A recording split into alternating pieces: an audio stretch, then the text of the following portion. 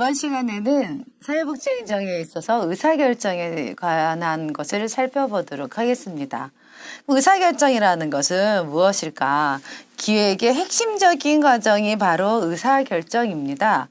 전 시간에 기획을 했었는데 기획을 할 때 이루어지는 바로 핵심적인 과정이고요. 계획 수립 과정을 통해서 이 계획은 무엇을 통해서 수립된다 그랬죠?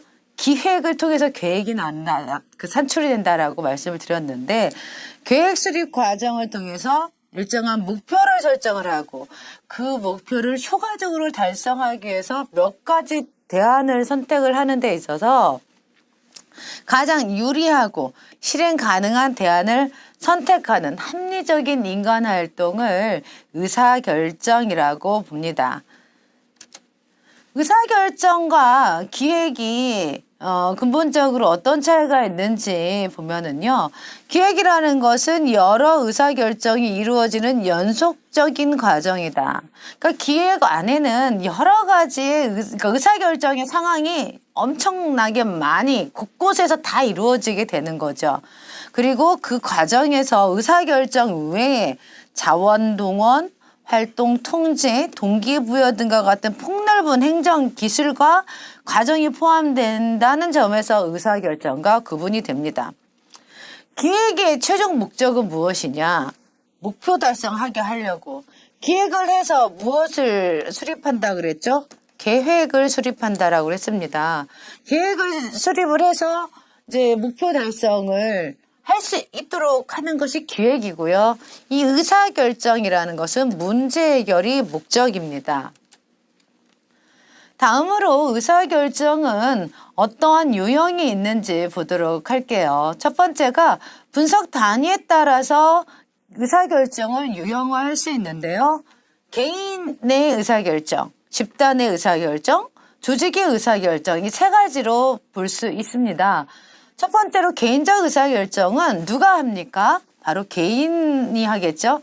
개인적인 문제나 업무를 개인적으로 분석을 하고 판단하는 과정을 거쳐서 수행하는 경우에 개인적 의사결정이 되겠죠. 그리고 조직적 관련성이 있는 문제를 조직에 어떤 문제가 있는데 이거를 개인이 해결해야 되는 상황 발생할 수 있습니다. 그때 하게 되는 것이 개인적 의사결정입니다. 집단적 의사결정은 조직 내부에서 주요 의사결정이 조직의 위계구조나 관리 집단을 통해서 이루어지는 의사소통이죠. 그리고 독단성의 위험성을 극복할 수 있지만 많은 시간이 소요됩니다.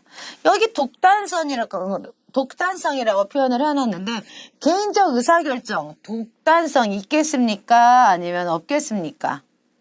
개인적 의사결정에서는 독단성을 배제하기는 좀 힘들죠. 개인이 결정을 하기 때문에.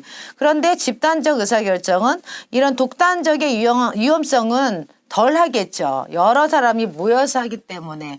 그렇지만 시간이 많이 걸리게 됩니다. 조직적 의사결정이라는 것은 조직의 정규적인 관리 과정을 통해서 수행되는 의사결정입니다. 집권적인 의사결정과 분권적인 의사결정 이렇게 해서 조직적 의사결정은 나누어 볼 수가 있어요. 두 번째로 의사결정의 과정에 따라서 유형화할 수 있는데 정형적 의사결정과 비정형적 의사결정 두 가지로 나누어 볼 수가 있어요. 정형적인 의사결정은 정형적이라는 말에서 의미하는 것처럼 단순하고 그러니까 정해져 있는 의사결정이라는 거죠.